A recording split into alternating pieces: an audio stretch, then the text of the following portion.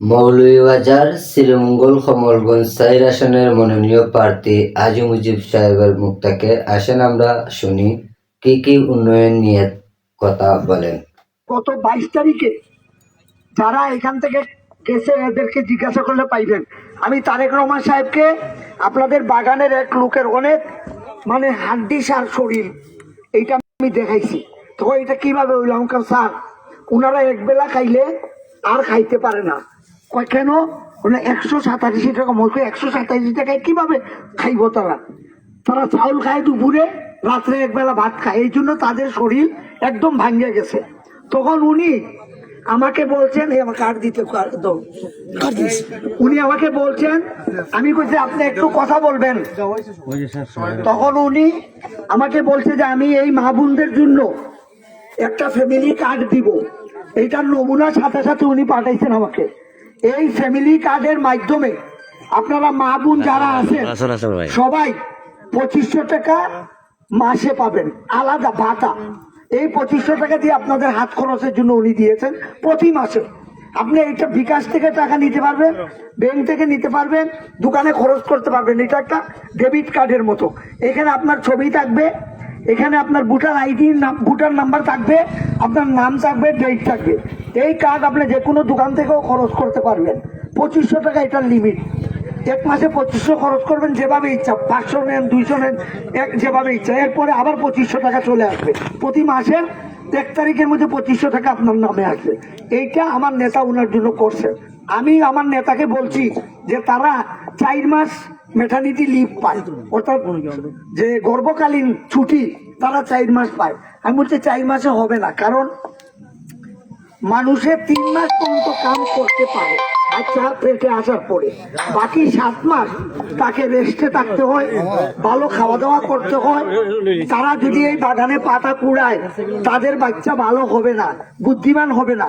তাদেরকে 7 মাস, আমার দল যদি ক্ষমতায় যায় তা আমরা আপনাদের 7 মাস করে দিব ছুটি 7 মাস করব। আর আমি বলছি বাগানের চা জনগোষ্ঠীর যে মজুরি আছে 187 টাকা, আর ক্যাজুয়াল মনে হবে 140 টাকা।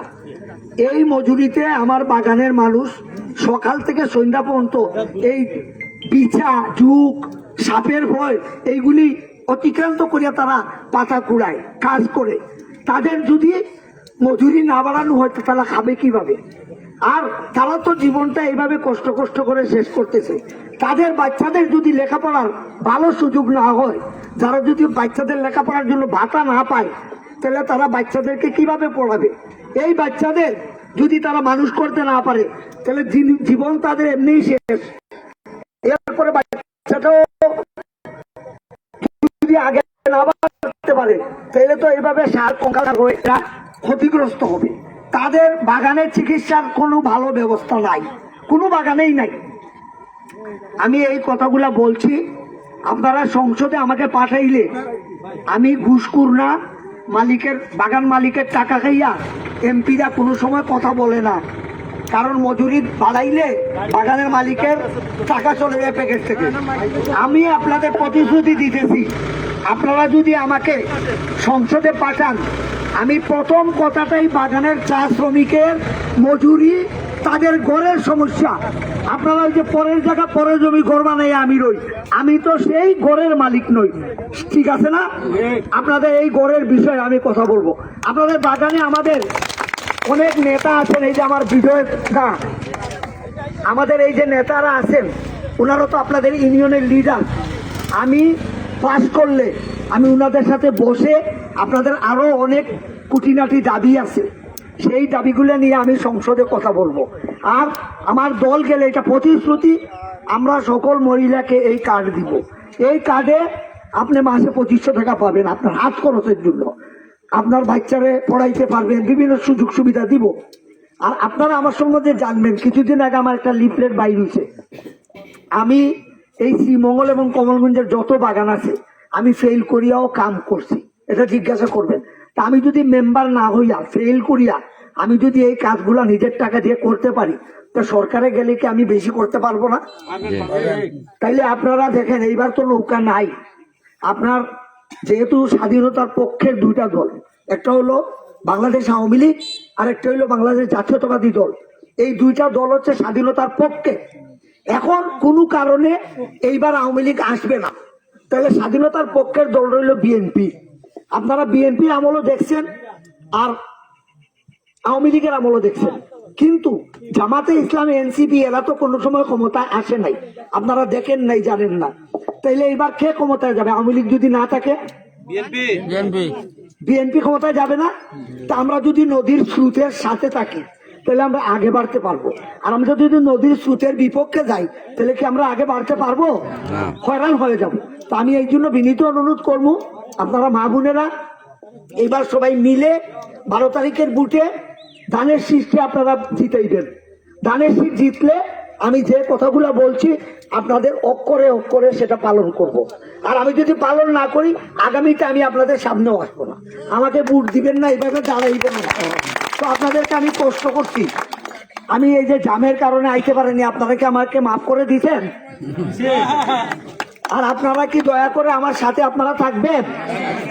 আপনাদের সুখ দুঃখে আমি আপনাদের পাশে থাকবো, এটা আমার ওয়াদা। আপনাদের সুখ দুঃখে আমাকে পাবেন, আর আমাকে পাওয়ার জন্য মাঝখানে কাউকে ধরতে হবে না।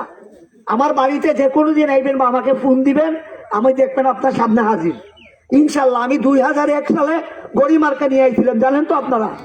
তারপরে থেকে কিন্তু আমি প্রতিবারই আসি, প্রতি পূজায় আসি, প্রতি মন্দিরে সাহায্য করি। আপনাদের ধর্মীয় অনেক মন্দির জোড়া চিহ্ন, সেই মন্দিরের কাজ আমি করে দিব, কারণ আপনারা শান্তি চান। আর আমি কোনো চাঁদাবাজের দ্বারের কাছে নাই।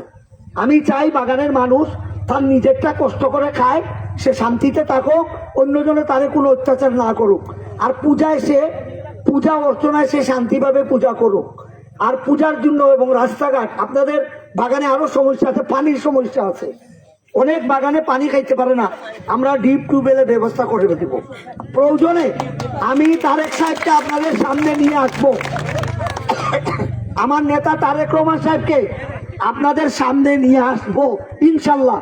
এই গত 22 তারিখে দেখতে বাগানের জন্য অনেক কথা বলাইছি আমি। যারা 22 তারিখে মৌলভীবাজার মিটিং এ গেছে, আমি তারেক সাহেবের পাশে বসা ছিলাম, আমি সুযোগ পাইয়া ওনাদের বাগানের কথাই বলছি, যে আমার বাগানের লোক যদি আমাকে ভোট না দেয় আমি কখনো এমপি হইতে পারবো না। আপনি যদি আমার বাগানের কাজ না করেন, আশ্বাস না দেন, প্রতিশ্রুতি না দেন, তাহলে বাগানের মানুষ আমাকে ভোট দিবে না, আমি এমপি হইতে পারবো না। ঠিক আছে?